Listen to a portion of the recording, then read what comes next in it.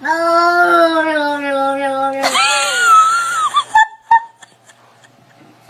have a bite together. Oh my god!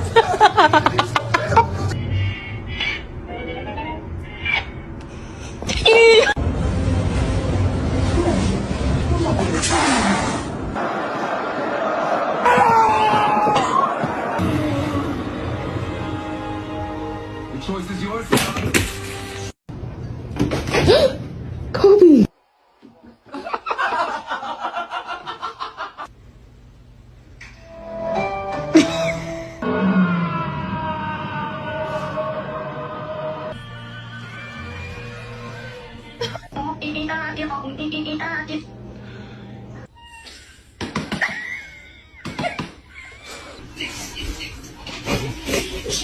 Joe!